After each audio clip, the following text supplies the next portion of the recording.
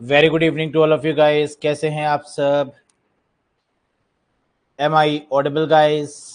क्या मेरी वॉइस आ रही है आप तक?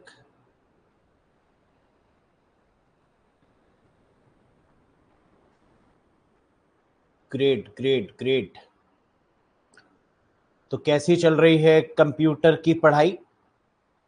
क्या प्रीवियस सेशंस रिवाइज कर रहे हैं आप लोग? जितना अभी तक पढ़ाया क्या वो सब समझ में आया? चलो, बहुत बढ़िया।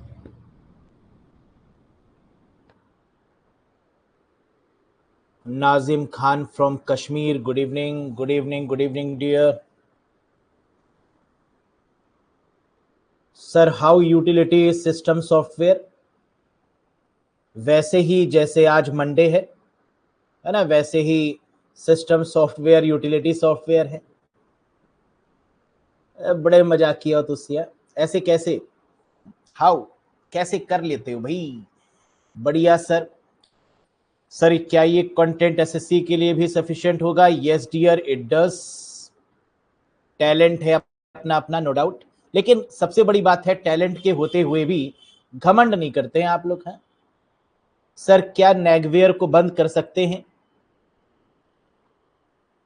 बंद करना, नोटिफिकेशंस को बंद कर सकते हैं, है ना। नोटिफिकेशंस को बिल्कुल आप बंद कर सकते हैं। अगर नोटिफिकेशंस को बंद कर देंगे तो क्या नेगवेयर बंद हो जाएगा? ऐसा आपको लगता है ना? ऐसा आपको लग सकता है कि हमने अगर नोटिफिकेशन बंद किए तो ये नेगवेयर बंद हो जाएंगे। लेकिन एसएमएस का क्या? सपोज करिए कि अगर कोई एप्लीकेशन फ्लिपकार्ट ने बनाई है या मैंने बनाई है, तो मैं जानता हूं ना कि कैसे आप तक कोई इंफॉर्मेशन पहुंचानी है। इसका मतलब कि आप चाह कर भी बंद नहीं कर सकते। आप नोटिफिकेशन क्लोज जरूर कर सकते हैं, लेकिन अपनी संतुष्टि के लिए, not as the developer point of view, है ना। क्योंकि डेवलपर काफी चालाक होते हैं, वो आपको संतुष्ट भी कर देंगे और आप तक जो पहुंचाना है वो पहुंचा भी देंगे, है ना। तो उसी के लिए आज हम लोग बात करेंगे मैलवेयर, वायरस, साइबर क्राइम और साइबर सिक्योरिटी के regarding. Let's have started guys. पहला question, the very first question guys, कि मैलवेयर, वायरस, साइबर क्राइम ये सब क्या है? तो आप कहेंगे सर ये सब निगेटिव सॉफ्टवेयर्स हैं। एक ऐसे सॉफ्टवेयर जिनका मेन मकसद है कंप्यूटर से डेटा को लीक करना, डेटा उठाकर किसी को देना, या डेटा को डिलीट कर देना। या तो ये डेटा को डिलीट कर देंगे, या इंफॉर्मेशन को हैक कर लेंगे, या इंफॉर्मेशन को हैक करके किसी दूसरे को देंगे, या आपके कंप्यूटर से पैसा चुरा लेंगे, या आपके मोबाइल से पैसा चुरा लेंगे, एटीएम मशीन को हैक कर लेंगे। तो ये साधारण व्यक्ति नहीं है, ये पुरुष नहीं है, ये महापुरुष हैं। यस। तो आइए इन महापुरुषों के बारे में बात करते हैं, जो कि काफी टैलेंटेड है, नो डाउट। ये भी काफी बुक्स पढ़ते हैं, ये भी काफी वेबसाइट विजिट करते हैं, और इन्हीं की वजह से साइबर सिक्योरिटी टर्म आया। इन्हीं की वजह से हमारे ऐसे लोग बने जो कि इन सब चीजों को प्रोटेक्ट करते हैं। एंटीवायरस आया, फायरवॉल आया, तो कितने लोगों को जॉब मिली? सोचो, इस समय कितनी ज्यादा ऐसी कंपनीज हैं जो एंटीवायरस बनाती हैं, कितनी कंपनीज हैं जो फायरवॉल बनाती हैं, कितनी कंपनीज हैं जो सिक्योरिटी के अलग अलग मींस ऑप्ट करती हैं। तो we have to be very thankful to whom, to malware, to virus, to cyber criminals for generating job in the market, है ना। तो अगर चोर नहीं होते तो बंदूकें नहीं होती, अगर चोर नहीं होते तो गेट नहीं लगते, और अगर गेट नहीं लगते तो ताले भी नहीं बनते, और अगर ये सब नहीं होता तो कितनी जॉब की शॉर्टेज होती, पुलिस भी नहीं होती, है ना। बिल्कुल सही। टीम्स भी नहीं होती, सरकार भी इतना खर्चा करती है, सर्ट एक्सपर्ट टीम्स बनाई उन्होंने कि तुरंत कार्रवाई की जाए ऐसे लोगों पर, और इसके लिए पूरी पूरी टीम्स बना दी गई, पुलिस बना दी गई, साइबर एक्सपर्ट्स बना दिए गए। तो आइए जरा इसको डिटेल में पढ़ते हैं एग्जामिनेशन के पॉइंट ऑफ व्यू से। आओ जरा। तो हम तो ऐसे हैं कि जो निगेटिविटी में से भी पॉजिटिविटी ढूंढ लें, है ना। तो आइए इस निगेटिव चैप्टर में से भी कुछ पॉजिटिव चीजों को सीखने की कोशिश करते हैं। Let's have a look. Malware मुख्य रूप से कितने प्रकार के होते हैं? पहला क्वेश्चन एग्जामिनेशन के पॉइंट ऑफ व्यू से, वैसे तो इनकी कोई लिमिट नहीं है, लेकिन अगर इसको बेसिक रूप में हम डिवाइड करें तो ये कहीं ना कहीं 10 प्रकार के ही हैं। 10 टाइप्स। कौन कौन से? Ransomware, trojan horse, worm, spyware, virus, logic bomb, fileless malware, adware, rootkit या कीलॉगर। इनके बारे में हम लोग डिटेल में तो पढ़ेंगे ही पढ़ेंगे, नो डाउट, लेकिन आइए एक बार इनके बारे में कुछ बेसिक चीजें समझ लेते हैं। रैंसमवेयर क्या है? एक ऐसा अटैक जो हमारे कंप्यूटर में फाइल्स और फोल्डर को लॉक कर देता है, मतलब ताला लगा देता है, और ताला लगाने के बाद में क्या करता है? हमसे पैसे की डिमांड करता है। यानी फाइल्स किसकी लॉक करेगा? हमारी। फोल्डर किसके लॉक करेगा? हमारे। और पैसे भी किससे मांगेगा? हमसे ही। तो एक तो चोरी और दूसरा सीना चोरी। यानी ये एक ऐसे अपराध करते हैं कि हमारी बहुत क्रूशियल फाइल्स को इनक्रिप्ट कर देते हैं, ताला लगा देते हैं, और फिर हमसे वो क्या मांगते हैं? पैसे। लेकिन पैसे किस फॉर्मेट में मांगेंगे? तो आंसर है डिजिटल करेंसी में, यानी बिटकॉइंस में। और बिटकॉइन में मांगने से इनको फायदा क्या होगा? कि इनको ट्रेस नहीं किया जा सकता, है ना। It is impossible to trace those persons जो रैंसमवेयर के द्वारा फिरौती करते हैं। लेकिन क्या गारंटी है? क्या इसकी कोई गारंटी है कि फिरौती लेने के बाद, रैंसम लेने के बाद वो फाइल्स को अनलॉक कर दें, वो फोल्डर्स को अनलॉक कर दें? क्या इसकी कोई गारंटी है? जी हां, इन्होंने अभी तक जितने भी अटैक किए हैं उसमें ये तो प्रूफ कर दिया है कि ये चोर हैं, लेकिन इनके अंदर भी इंसानियत है, ये इन्होंने शो कर दिया है। मतलब पैसे लेने के बाद उन फाइल और फोल्डर्स को अनलॉक कर दिया है। और अगर ऐसा ये नहीं करते तो इनका बिजनेस क्या होता? बंद हो जाता, है ना। जब मार्केट में ये खबर फैल जाती कि रैंसमवेयर अटैक तो करता है, पैसे तो मांगता है, लेकिन फाइल और फोल्डर ओपन ही नहीं करता, तो कोई इनको क्या करता? कभी पैसे देता ही नहीं। लेकिन मार्केट में इन्होंने न्यूज़ क्या कम्युनिकेट करी? एक ट्रस्ट बनाया कि देखो हम चोर तो हैं, लेकिन हमारे भी कुछ असूल हैं, है ना। असूलों वाले चोर हैं ये, ट्रस्ट वर्दी चोर हैं रैंसमवेयर। तो ये फाइल्स और फोल्डर्स को अनलॉक कर देते हैं। अब एक क्वेश्चन उठा, सर ये बताइए, क्या हमारे कंप्यूटर्स में रैंसमवेयर का अटैक हो सकता है? क्या नॉर्मल लोगों के कंप्यूटर्स में रैंसमवेयर का अटैक हो सकता है? सपोज करिए कि अगर आपके कंप्यूटर में रैंसमवेयर का अटैक हुआ तो क्या होगा? आपके कंप्यूटर्स में, आपके मोबाइल फोन में क्या है? सीवी हैं, कुछ गाने हैं, कुछ वीडियोस हैं, कुछ पीडीएफ है पढ़ाई से रिलेटेड, और ये सब आपने कहीं ना कहीं फ्री सोर्सेस से जुटाई हुई है ना, या थोड़ा बहुत पैसा देकर आपने ली होंगी। तो अब उसके लिए अगर आपसे कोई कहेगा कि 1 लाख रुपए दो, तो आप कहोगे कहां से दें, है ही नहीं हमारे पास, है ना। एक काम करो, तुमने 2 फोल्डर लॉक किए ना, तीसरा एक और कर दो, पास वाला भी लॉक कर दो, तब भी नहीं देंगे। कंप्यूटर को फॉर्मेट कर दो, तब भी नहीं देंगे। यानी पैसे तो नहीं देंगे, वो भी जानता है। तो इसीलिए वो क्या करता है? गवर्नमेंट यानी सरकार के कंप्यूटर्स को लॉक करता है। वो चाइना में कंप्यूटर्स को लॉक कर देगा सरकार के, जापान में कर देगा, अमेरिका में कर देगा, अलग अलग डिपार्टमेंट्स के सरकारी विभाग में बंद कर देगा। अब उनके डेटा की कीमत सोचो। सोचो, आधार कार्ड के डेटा को उन्होंने लॉक कर दिया, पैन कार्ड के डेटा जो सरकार के पास में है उसको लॉक कर दिया, तो क्या सरकार मुंह मांगी कीमत नहीं देगी? वो कहेगी ये डेटा मुझे दे दो ठाकुर, है ना, इसके बदले जितना पैसा है वो ले जाओ। पैसे तुम ले जाओ, लेकिन ये डेटा मुझे दे दो। ये है रैंसमवेयर की पूरी कहानी। इसका मतलब यहां पर फाइल्स और फोल्डर्स को क्या किया जाता है? इनक्रिप्ट। और जो पैसे की डिमांड की जाती है वो किसके फॉर्मेट में की जाती है? क्रिप्टो करेंसी के फॉर्मेट में, है ना। बस ये बात याद रखिएगा। फिर आते हैं अगले पे, जो कि है ट्रोजन हॉर्स। देखन में छोटन लगे, घाव करे गंभीर। ये है ट्रोजन हॉर्स। मतलब एक ऐसे मैलवेयर जो कि दिखने में बड़े शरीफ लगते हैं, जो अपने आप को बेहद शरीफ दिखाते हैं लेकिन हैं इसके जस्ट उल्टे, that is called Trojan horse. यानी ऐसे मैलवेयर्स जो that pretend to be useful, जो अपने आप को दिखाते हैं कि मैं बहुत काम का हूं। अगर ये सॉफ्टवेयर आपने इंस्टॉल नहीं किया तो आप लुट जाएंगे, आप बर्बाद हो जाएंगे।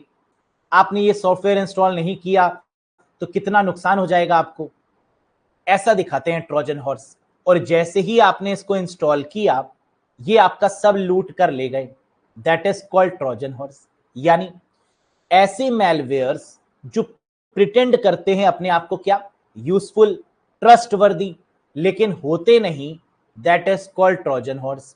तो अगर कहीं पर भी क्वेश्चन आपको ये मिले कि that is useful but actually not, trustworthy but actually not, useful but seems to be useless, अगर इस तरीके से देखने को मिले तो समझ जाना कि ये ट्रोजन हॉर्स ही है। तीसरा है worm, write once read many.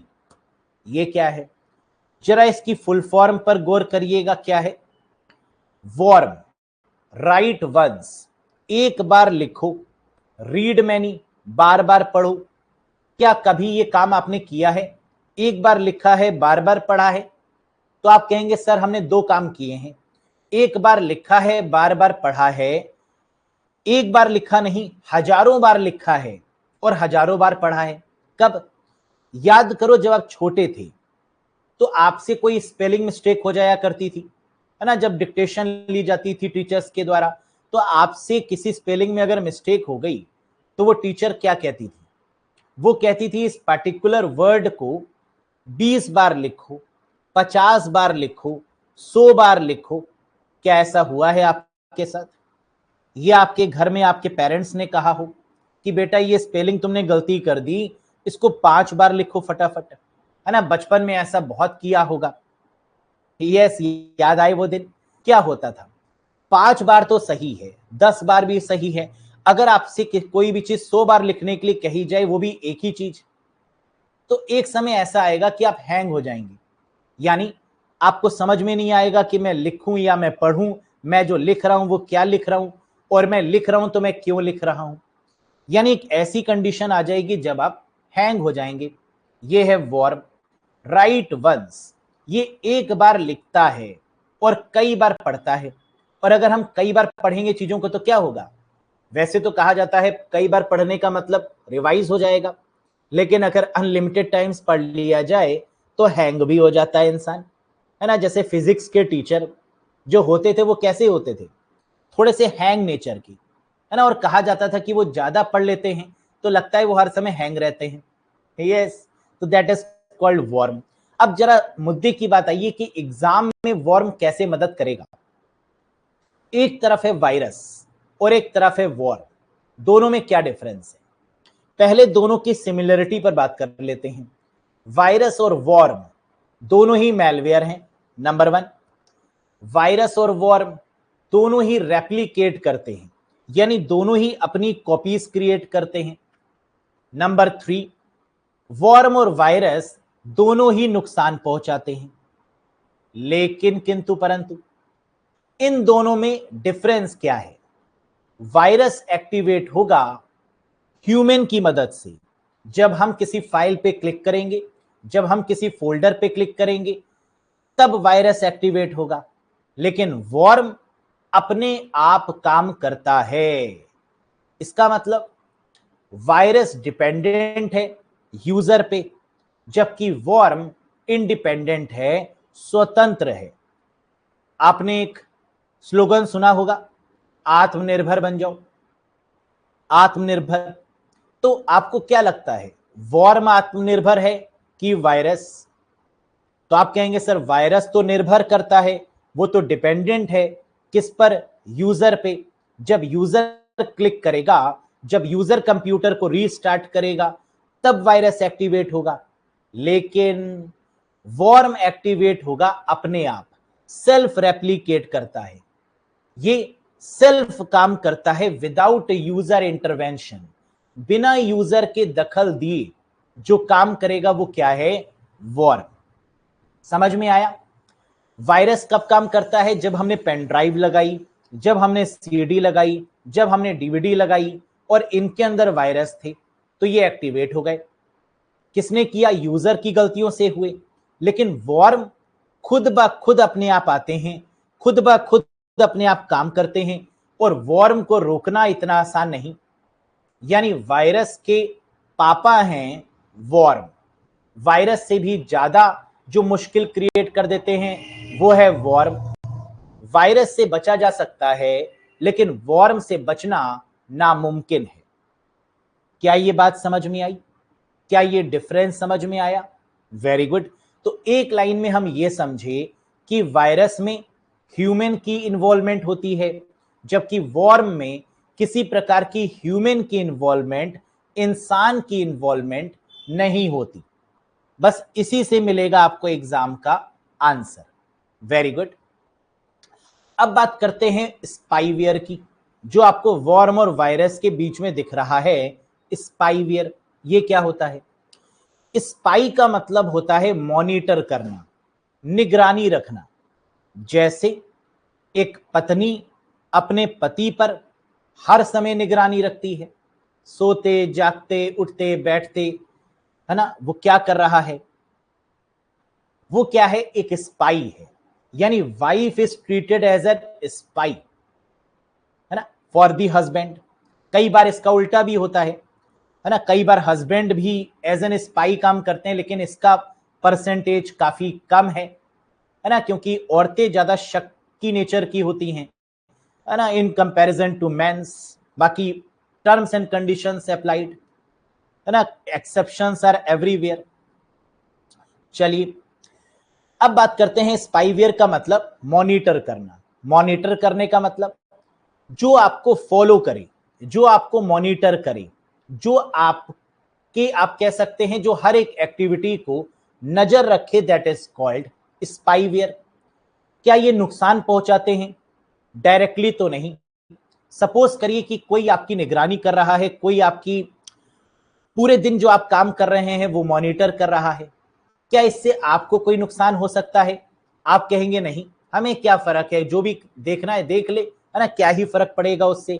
लेकिन कुछ लोग कहेंगे हाँ सर, अगर हमारी दिनचर्या वो जान लेगा कि हम कहाँ आते हैं, कब आते हैं, और किसी दूसरे को बताएगा, तो वो फायदा उठा सकते हैं। यही है स्पाईवेयर जो मॉनिटर करते हैं।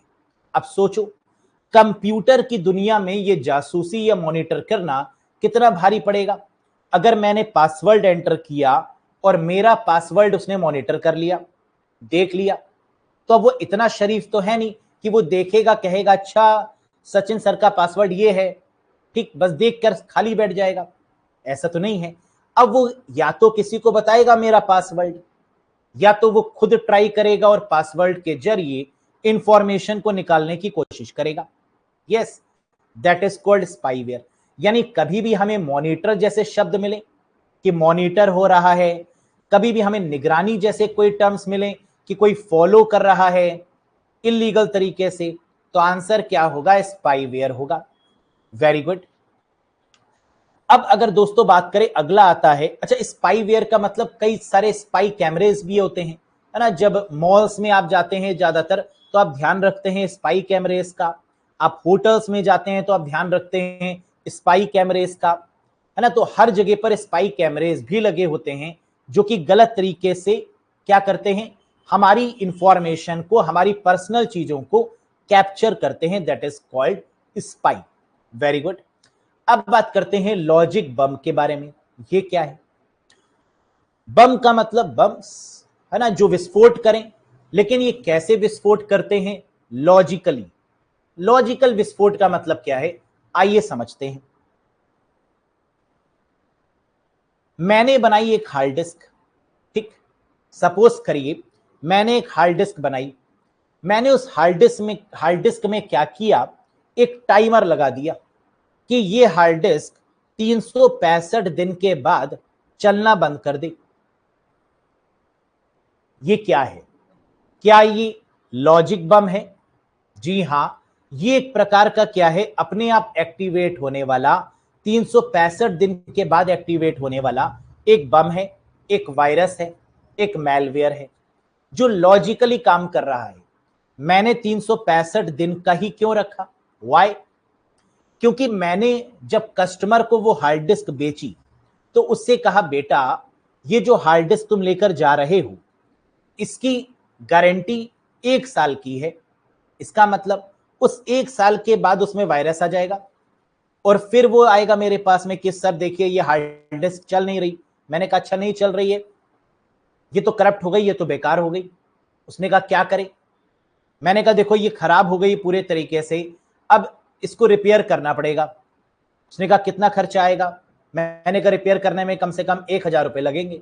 उसने कहा कुछ कम कर लीजिए। मैंने कहा 500 दे देना। उसने कहा ठीक, बहुत बढ़िया।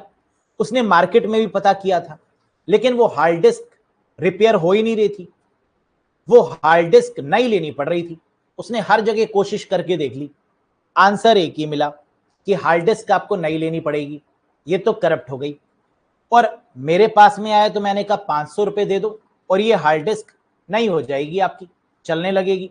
उसने कहा बहुत बढ़िया, कितने अच्छे ये इंसान है ना, जिन्होंने नई कर दी बिल्कुल। लेकिन मैंने क्या किया, जो उसमें वायरस लगा हुआ था उसको हटा दिया 1 सेकंड के अंदर, और वो क्या हो गई, फिर से एक्टिवेट। ये करते हैं हार्ड डिस्क बनाने वाली कंपनीज, है ना। जिस पहली कंपनी में मैं था, नाम नहीं बता सकता, वहां पर कुछ इसी तरीके की एक्टिविटी होती थी डेवलपमेंट को लेकर, जहां पर लॉजिक बम्स टाइप के मैलवेयर्स का यूज होता था और चीजें सेल आउट की जाती थी, है ना। तो ऐसा हर एक आईटी कंपनीज में जो प्रोडक्ट सेल करती है ना, उनमें ये चीज अप्लाई की जाती है। कभी 5 साल, कभी 10 साल। ये काम पेन ड्राइव्स में भी होता है। जैसे एसएसडी या पेन ड्राइव जो आप लेते हैं, वो कभी कभी 5 साल बाद चलना बंद कर देती हैं, वो 2 साल बाद चलना बंद कर देती हैं। इस केस में कस्टमर नई पेन ड्राइव्स ले लेता है, नई एसएसडी ले लेता है, नई हार्ड डिस्क ले लेता है।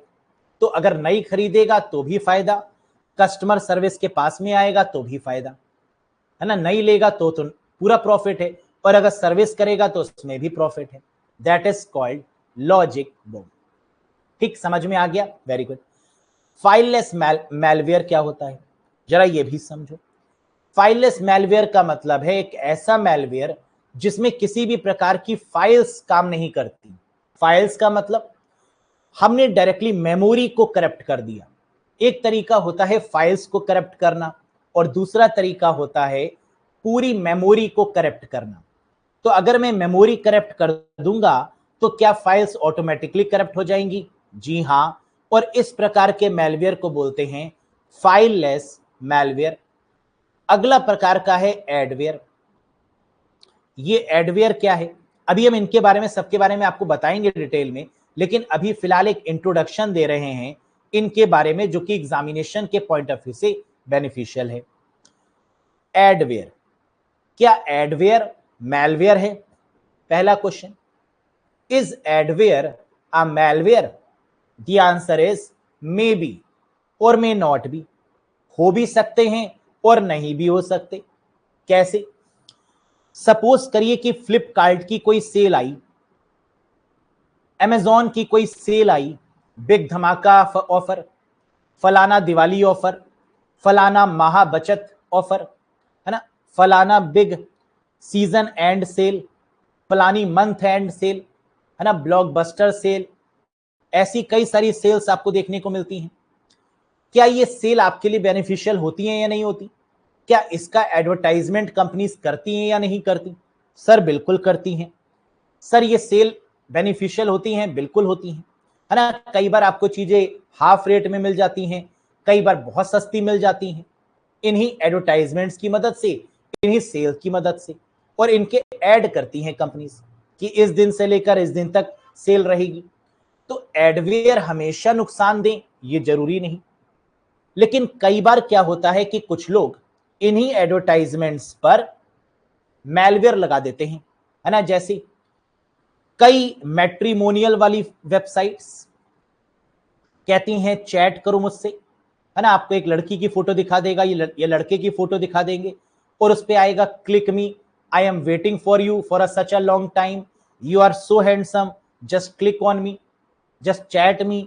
है ना। तो कुछ लोग भावनाओं में बह जाते हैं और बातें करने लगते हैं, और बातों से कब वो बैंक अकाउंट, उनके पैसे सब बिक जाते हैं, उनको खुद पता नहीं चलता, है ना। तो क्लिक मी, चैट मी, मुझे बर्बाद कर दो, है ना, ऐसे मैसेजेस आते हैं तो उनको बर्बाद कर देते हैं।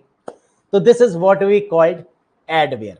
तो हर बार तो ये नुकसानजनक नहीं होते, लेकिन कई बार ये मैलवेयर की शक्ल में होते हैं और काफी इंप्रेसिव तरीके से सामने वाले को अपने बस में कर लेते हैं। रूट किट, है ना, ये क्या है? What is rootkit? Rootkit ऐसे मैलवेयर होते हैं जो बेसिकली क्या करते हैं, एडमिन राइट्स को ले लेते हैं। रूट का मतलब जड़ें हिलाना, है ना। रूट का मतलब क्या होता है? जड़ें। जो जड़ से आपको हिला दे, that is called root kit. अब जड़ से हिलाने का मतलब क्या है कि सपोज करिए कि आप किसी व्हाट्सएप ग्रुप के एडमिन थे और आप ही एडमिन नहीं बचे, दूसरा एडमिन हो गया। आप फेसबुक के एडमिन थे, आप ही एडमिन नहीं बचे, कोई दूसरा हो गया। आपका यूट्यूब चैनल था, किसी दूसरे ने हैक कर लिया और कोई अपनी वीडियोस डालने लगा, आप ही उसमें पोस्ट नहीं कर पा रहे हैं। तो इसका मतलब this type of administrator rights को लेना, that is called root kit. क्या ये बात समझ में आई? Very good. लास्ट है आपका की लॉगर। ये की लॉगर क्या है? सचिन कह रहे हैं सर घर वाले हंसने लगे अब तो। अरे बेटा, जो हो रहा है हम तो वही बता रहे हैं, है ना। That is the fact. की लॉगर्स क्या होता है? की लॉगर्स का मतलब कि जो हमारी कीज पर निगरानी रखे, दैट इज कॉल्ड की लॉगर। जो हमारे कीबोर्ड पर निगरानी रखे, दैट इज कॉल्ड की लॉगर। जैसे आप एटीएम मशीन्स में गए और एटीएम मशीन में जो कीबोर्ड लगा होता है ना, उस पर एक सॉफ्टवेयर लगा होता है, दैट इज कॉल्ड की लॉगर।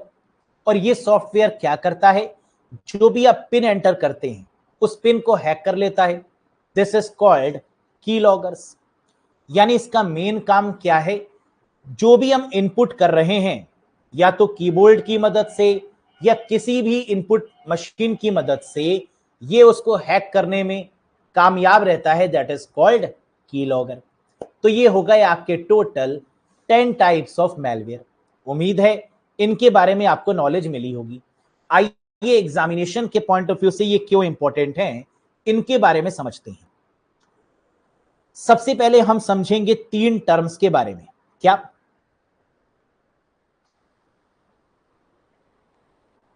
सर रूट किट एक बार फिर बता दीजिए। एसके, समझो रूट किट क्या है। रूट किट का मतलब, सपोज करो कि आपने अरोड़ा एजुकेटर एप्लीकेशन का इस्तेमाल किया, आप पढ़ रहे हैं, तो इस एप्लीकेशन के क्या आप एडमिनिस्ट्रेटर हुए? क्योंकि आपने परचेस किया है तो आप एडमिन हो गए। अपने किसके? जो कोर्स आपने परचेस किया है उसके। सपोज करिए एक ऐसा मैलवेयर आया जिसने आपको कोर्स से हटा दिया, यानी अब आप कोर्स ओपन तो कर रहे हैं लेकिन हो ही नहीं रहा। आप ओपन कर रहे हैं, हो ही नहीं रहा। वो कोर्स किसी और ने लॉगिन कर लिया अपने फोन में, आप लॉगिन ही नहीं कर पा रहे। क्या है? रूट किट है। आपका फेसबुक अकाउंट है, आप अपने फेसबुक में ही अपने पासवर्ड से लॉगिन नहीं कर पा रहे। क्यों? क्योंकि किसी ने आपकी फेसबुक को हैक कर लिया, पासवर्ड बदल दिया और वो इसका एडमिन हो गया। खत्म कहानी, बल्ले बल्ले। तो ये क्या करते हैं? बेसिकली आपके पासवर्ड को बदल देते हैं, तो आपका हक नहीं रहता। जैसे पहले के समय में क्या अब भी होता है ना, जैसे कुछ किराएदार एंटर करते हैं रूम में, मकान में, रेंट पे रहते हैं और धीरे धीरे उस पर कब्जा कर लेते हैं और मकान मालिक को ही निकाल देते हैं, है ना। आपने कई सारे ऐसे केसेस सुने होंगे कि रेंट पर आया इंसान, रहने लगा और मकान मालिक को कहा कि ये घर मेरा है, निकल जाओ यहां से, है ना। तो अपना घर बना लिया और मकान मालिक से कहा कि रेंट पे रहना है अगर मेरे घर में तो अब 10,000 रुपए तुम दो मुझे। तो this is called root kit. समझ में आया? मालिक पर ही अटैक करना, जी हां, that is called root kit, जड़े हटाना। आकांक्षा, सर फाइललेस क्या होता है? फाइललेस का मतलब ज्यादातर जो मैलवेयर हैं वो किस पर अटैक करते हैं? फाइल्स पर। लेकिन जो मैलवेयर फाइल्स पर अटैक ना करके पूरी मेमोरी को अटैक करे, दैट इज कॉल्ड फाइललेस। जैसे फॉर एग्जाम्पल, सपोज करिए कि आपके कंप्यूटर में, आपके मोबाइल फोन में बहुत सारी फाइल्स हैं। आपके मोबाइल फोन में एक ऐसा मैलवेयर आया जिसने आपकी मोबाइल के मेमोरी कार्ड को ही करप्ट कर दिया। तो आप क्या बोलेंगे कि मेरे मोबाइल की कोई भी फाइल, कोई भी फोल्डर, कोई भी वीडियो, कुछ नहीं चल रहा, ऐसा क्या हो गया? तो क्या उसने फाइल पर हमला किया? जी नहीं, उसने बड़ा हाथ मारा, उसने मेमोरी पर अटैक किया और सब कुछ ब्लॉक कर दिया। ऐसे मैलवेयर को क्या बोलते हैं? फाइललेस मैलवेयर, जिसने फाइल पर तो अटैक किया but not directly, that is indirectly. For example, है ना, एक नॉर्मल एग्जाम्पल लेते हैं।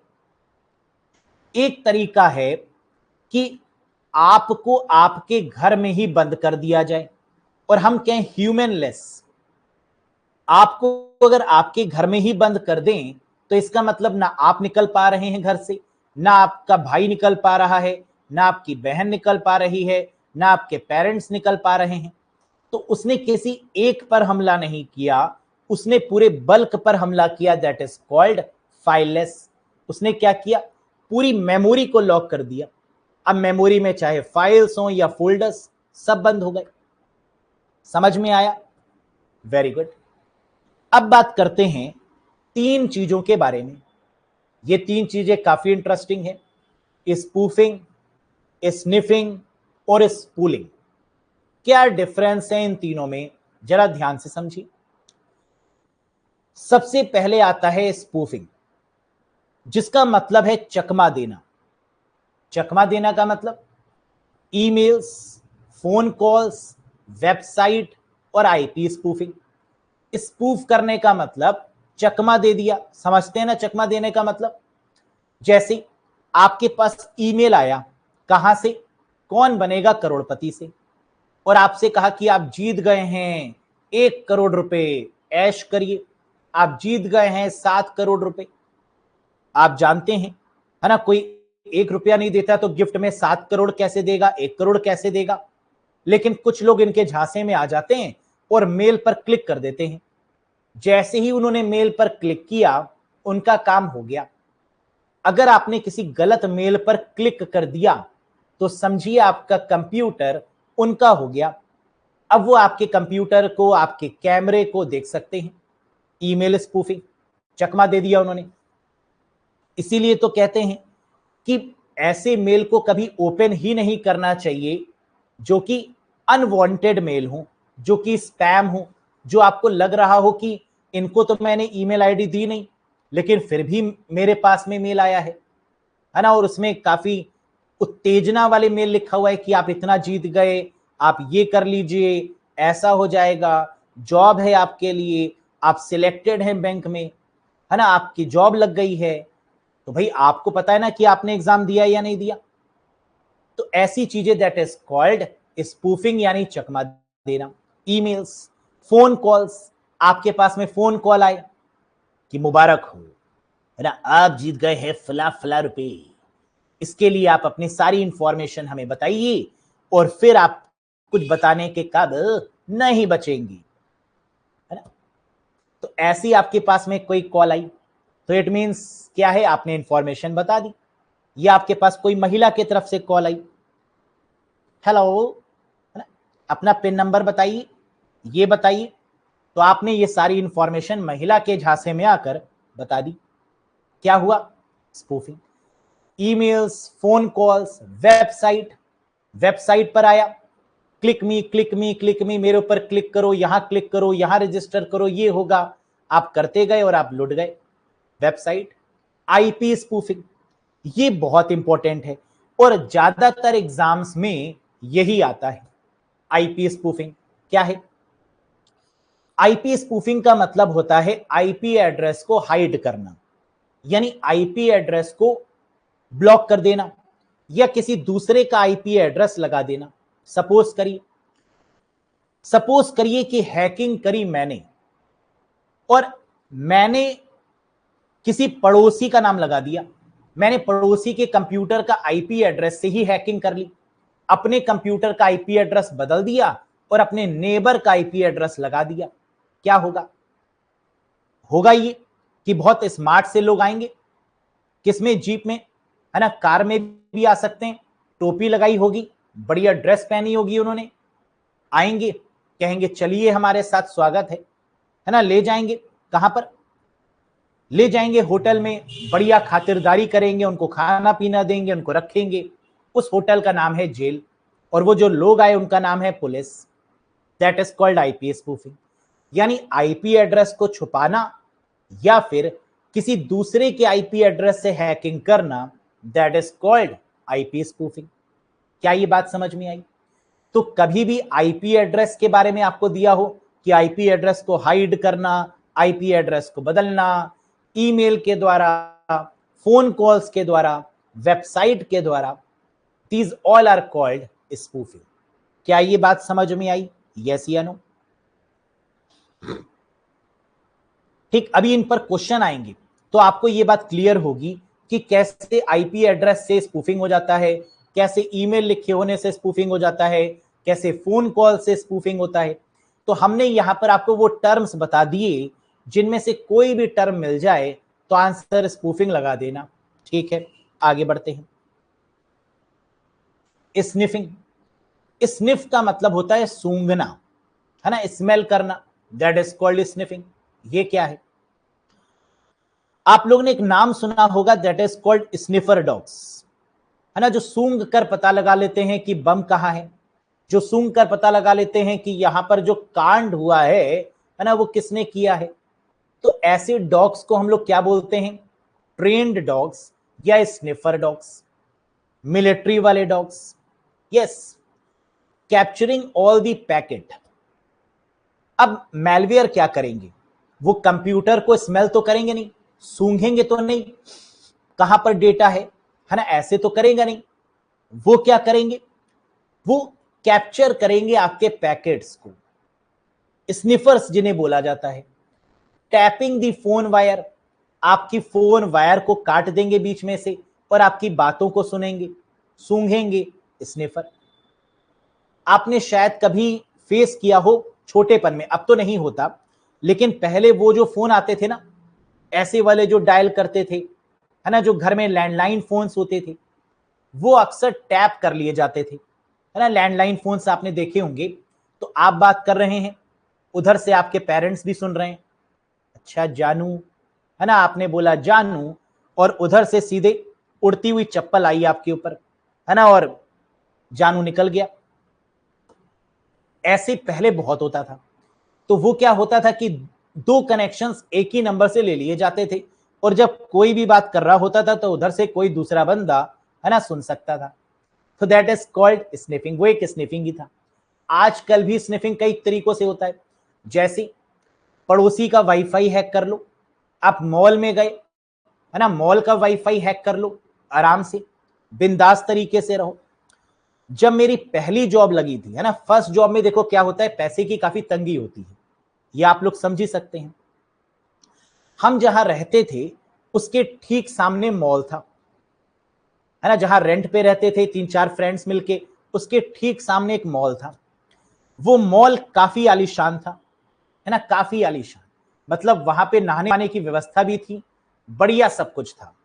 तो हमारे सारे दोस्त जो थे सुबह 6 बजे चले जाते थे मॉल में, है ना, वो खुल जाता था सुबह, जो गेट कीपर था उससे अपनी सेटिंग हो रखी थी, बढ़िया मॉल में जाते थे, है ना, एसी चलता रहता था, वहां 1 घंटा बिता के हम लोग आराम से आते थे।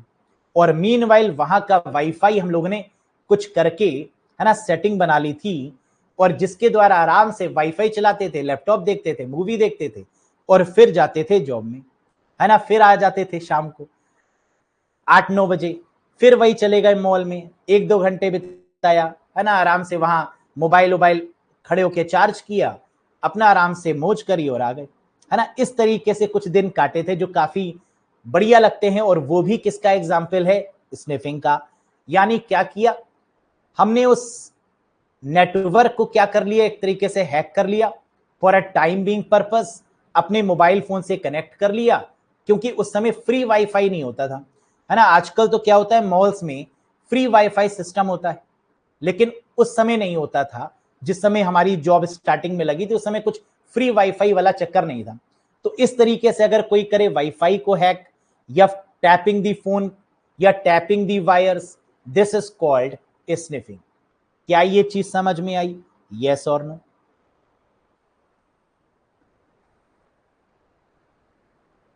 ठीक।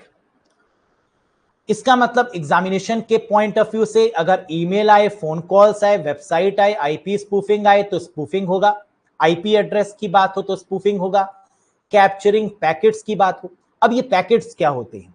शायद आपको ये चीज पता होगी कि इंटरनेट पर जो भी डेटा है वो पैकेट है। इंटरनेट पर जो भी चीज आती है और जाती है उसे पैकेट बोलते हैं, और उन पैकेट्स को हैक करने को स्निफिंग बोलते हैं, स्निफर्स बोलते हैं। टैपिंग दी फोन वायर, ये तो आपको समझ में आ गया। और इसको प्रोटेक्ट कैसे किया जाए? Which technology is used to protect from sniffing?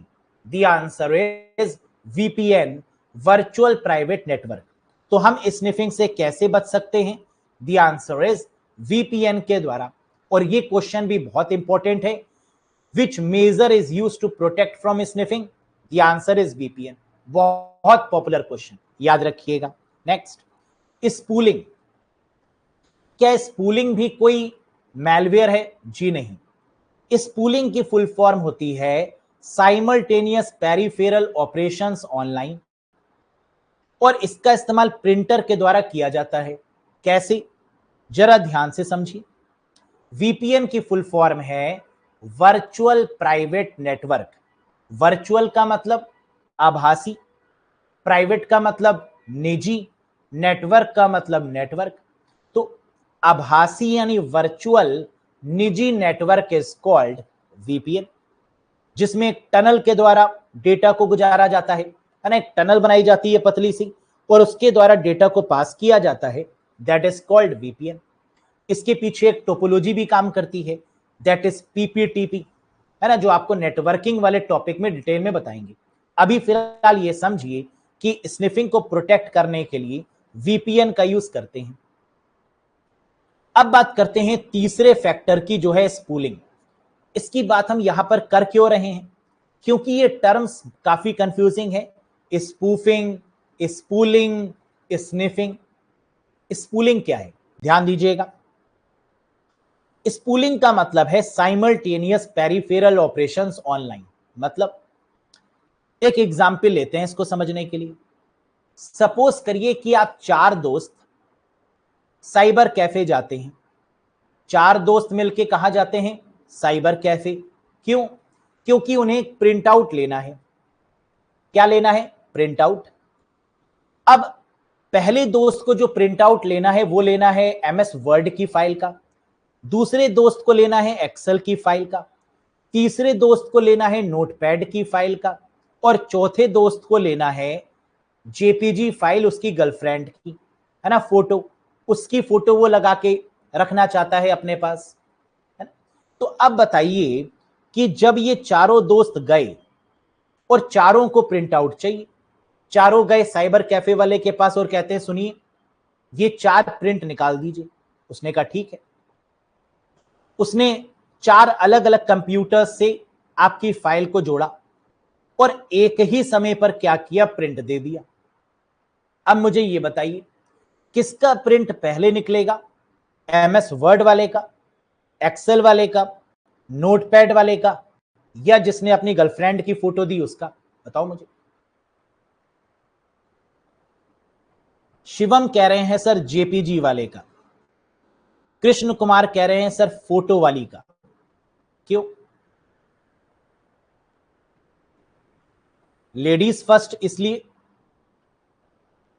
कि बाकी सब नॉर्मल फाइल्स थी, उसमें एक ही महिला की फाइल थी, है ना, तो कहा गया महिला वाली पहले, लेडीज फर्स्ट, ऐसा कुछ।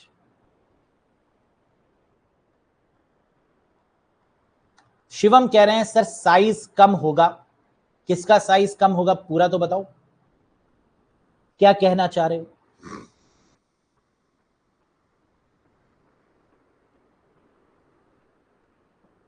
जेपीजी फाइल का साइज कम होगा, ये तुम्हें कैसे पता?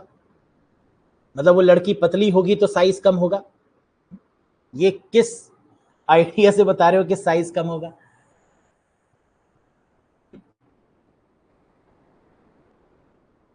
सर जेपीजी आसान होगा निकलने में। अच्छा, क्यों? वो लड़की कहीं से भी निकल जाएगी बच के, ऐसा कुछ है? ध्यान दो, बहुत अच्छे से ध्यान दो कि इसके पीछे का क्या रीजन है। अब ये जो आपके चारों प्रिंट हैं, ये जाएंगे प्रिंटर के पास। प्रिंटर क्या करेगा? इनको अपने अकॉर्डिंग क्यू में लगा लेगा। क्यू का मतलब लाइन में लगा लेगा, एक के बाद एक के बाद एक के बाद एक। प्रिंटर को पता है सबसे पहले नोटपैड वाली फाइल का प्रिंट निकलेगा। ये प्रिंटर को सीक्वेंस पता है, ये प्रोग्रामर ने उसको बताया हुआ है कि सबसे पहले कौन सी फाइल का प्रिंट निकलेगा? नोटपैड वाली, फिर उसके बाद वर्ड पैड का, फिर उसके बाद एमएस वर्ड का, फिर एक्सेल का, फिर पावर पॉइंट का, फिर कोई फाइल है, कोई जेपीजी है, कोई पीएनजी है उसका।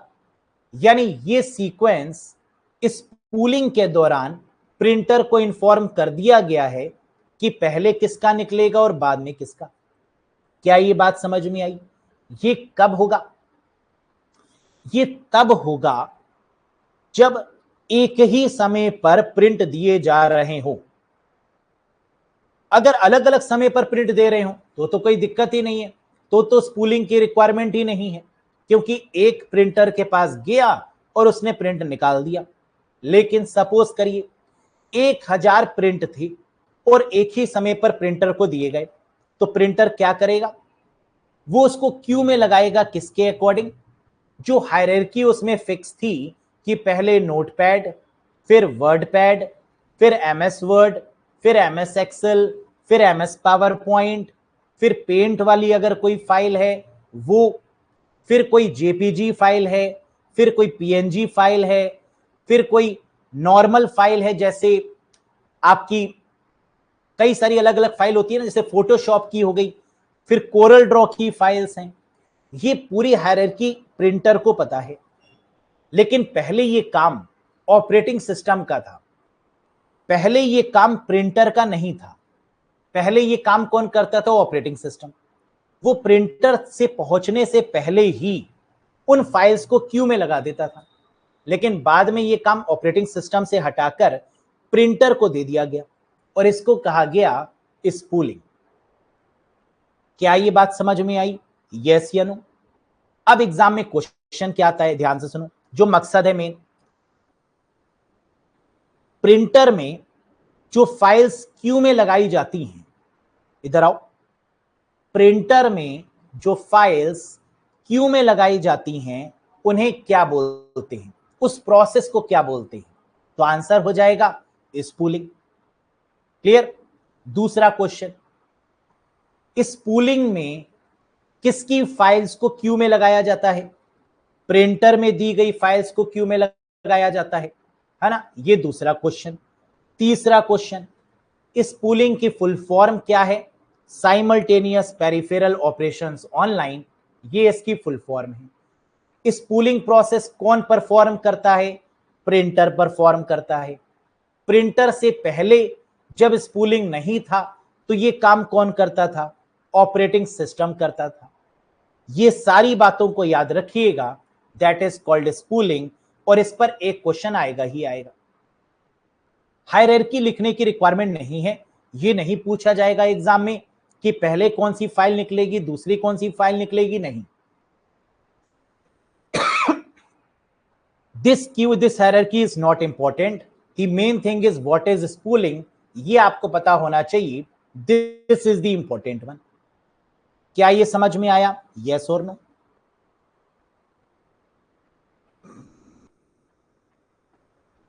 सर सीक्वेंस क्या हमेशा सेम होती है?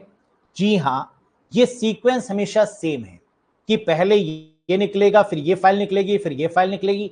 ये सीक्वेंस हमेशा सेम है। अर्पित कह रहे हैं सर ये मैलवेयर तो नहीं हुआ, रामायण खत्म हो गई?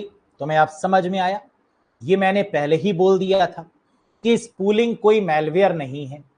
ये मैं क्यों बता रहा हूं इसके साथ में, क्योंकि कैंडिडेट कंफ्यूज करते हैं किसके बीच में, स्पूफिंग और स्पूलिंग के बीच में। तो स्पूफिंग तो एक मैलवेयर है, स्निफिंग तो एक मैलवेयर है, लेकिन स्पूलिंग मैलवेयर नहीं है। ठीक, वेरी गुड, आगे बढ़ो।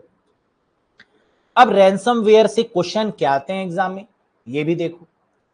सबसे पहले रैंसमवेयर का नाम बताइए। फर्स्ट रैंसमवेयर इट्स ट्रोजन, ये सबसे पहला मैलवेयर रैंसमवेयर था। किस ईयर में आया, 1989 में आया।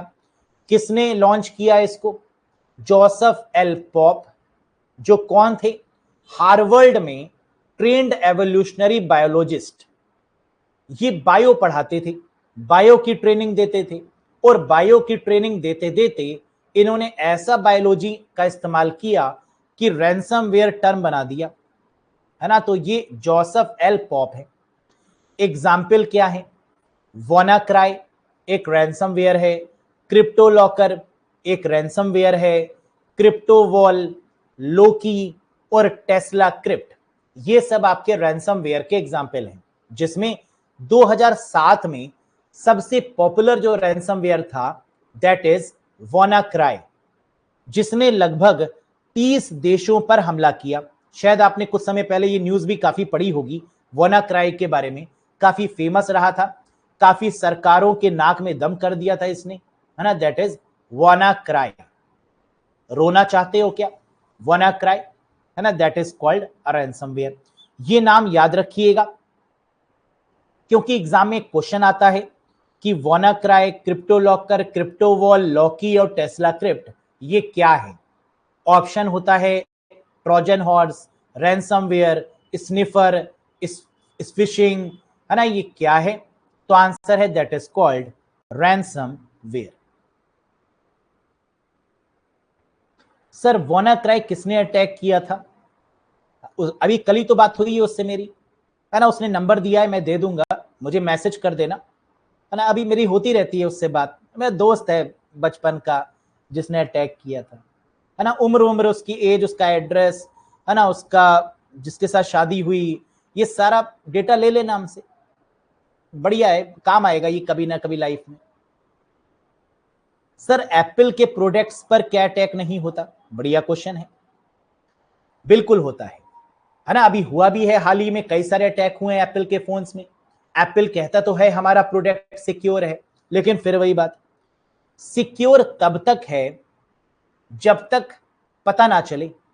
जब पता चल जाए कि ऐसा हो गया तो यानी सिक्योर नहीं है,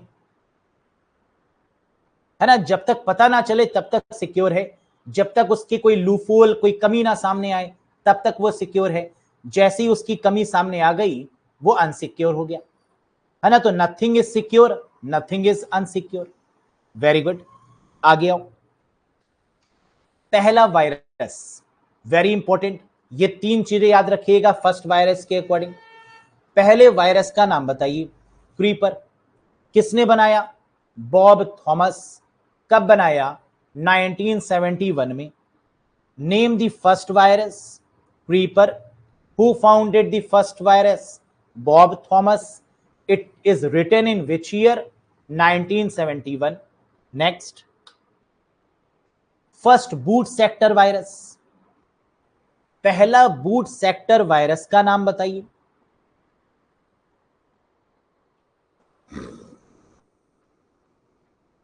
तो फाउंडर का क्या पुलिस को नहीं पता चला, बेटा हर एक चीज का पुलिस को पता नहीं चलता, कुछ चीजों का पता चल जाता है।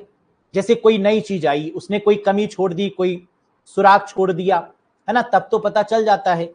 कुछ केस में पुलिस भी मिल जाती है साथ में, है ना। वो कहती है वेरी गुड, करो करो, हैकिंग करते रहो, मुझे भी देते रहना, है ना, मेरा भी भला हो, तुम्हारा भी भला हो, भाला उसका हो, है ना, जो लुट गया बेचारा, वो तो लुट गया, वो तो बर्बाद हो गया, पुलिस खा रही है आराम से पैसा, है ना। तो ये डिफरेंस है। बूट सेक्टर वायरस, अब देखो ये एग्जाम में क्वेश्चन काफी इंपॉर्टेंट है, ध्यान दीजिएगा। फर्स्ट वायरस क्रीपर, लेकिन first boot sector virus brain, ये डिफरेंस है। फाउंडर बसित एंड अमजद फरूक अलवी, कहां के, पाकिस्तान की, पाकिस्तानी ब्रदर्स। तो जो पहला बूट सेक्टर वायरस है ये किसने बनाया? पाकिस्तान ने। पाकिस्तान के किसने? अलवी ब्रदर्स के द्वारा, बसित एंड अमजद फरूक अलवी। कब बनाया? 1986 में। किसके लिए बनाया? आईबीएम प्रियंका चोपड़ा के लिए बनाया? नहीं, पर्सनल कंप्यूटर के लिए बनाया, है ना, पीसी के लिए बनाया। तो बनाया किसने? पाकिस्तान ने। बनाया किसके लिए? पर्सनल कंप्यूटर्स के लिए। आईबीएम मतलब अमेरिका की कंपनी, अमेरिका के लिए बनाया किसने? पाकिस्तान ने। देखो पकड़ लिया अमेरिका ने झट से, है ना। दोनों भाइयों को बुलाया, कहा स्वागत करेंगे तुम्हारा, है ना। तो ये लोग गए, तो उन्होंने कहा स्वागत नहीं करोगे हमारा, है ना। उन्होंने कहा बिल्कुल करेंगे। देखो पकड़ लिया, अमेरिका है भाई, आईबीएम पीसी, अमेरिका को हल्के में लोगे क्या, है ना। पकड़ लिया। देखो तो brain that is Pakistan 1986, IBM PC, जबकि पहला वायरस क्रीपर बॉब थॉमस 1971। क्या ये दोनों क्लियर हो गए? अब दोनों में डिफरेंस क्या है? जो ये बूट सेक्टर वायरस है, इसने कंप्यूटर को ही ऑन होने से रोक दिया। बूट का मतलब कंप्यूटर को ऑन ही नहीं होने देंगे, कंप्यूटर को बूट ही नहीं होने देंगे।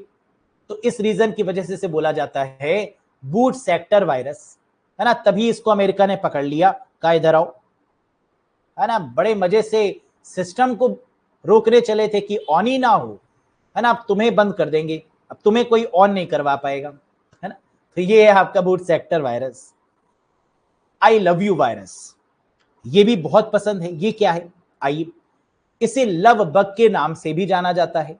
लव बग मतलब ये जब भी कंप्यूटर्स में एंटर करता है तो इनके मैसेजेस काफी ऐसे होते हैं जो अट्रैक्ट करने वाले होते हैं, है ना। जैसे आप कह सकते हैं कि हम आपसे मिलना चाहते हैं, है ना। आप हमें अपने नियर बाई एड्रेस बताइए, लैंडमार्क बताइए, आप नंबर बताइए। इस तरीके के एड्रेस जो कि अपोजिट जेंडर को अट्रैक्ट करते हैं, that is called I love you virus. इन्हें क्या बोलते हैं? लव बग बोलते हैं। स्प्रेड किसके थ्रू हुए? ईमेल के द्वारा। किस ईयर में आया? 2000 में। और इसके पापा कौन है? ओनल डी गजमैन, है ना। Onel de Guzman is known as the founder of I love you virus. तो ये चार बातें हैं जो इसके बारे में याद रखिएगा। नेक्स्ट, मैलवेयर की फुल फॉर्म क्या होती है? What is the full form of malware? Malicious software, malware that copies itself and infect your computer and files। वो malware जो अपनी कॉपीज बनाता है, इन्फेक्ट करता है कंप्यूटर और फाइल्स को, क्या बोलते हैं? Virus. A virus that can delete antivirus software is called. एक ऐसा वायरस जो एंटीवायरस को ही डिलीट कर दे, क्या है? Retrovirus.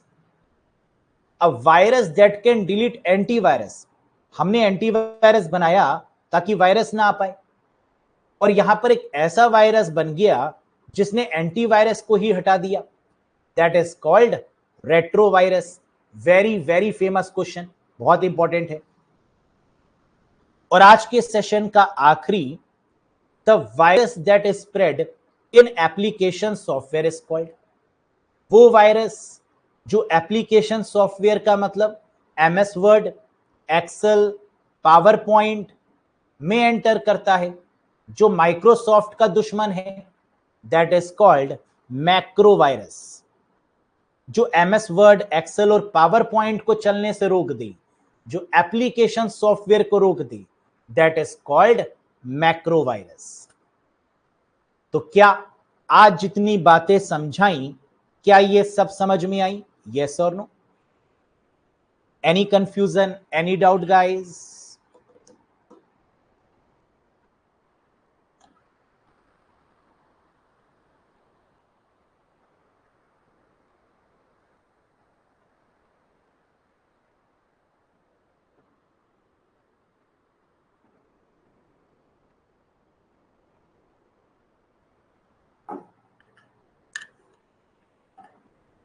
So that's all for today, guys. We'll get back to you by tomorrow at the same time. Till then bye bye and take care.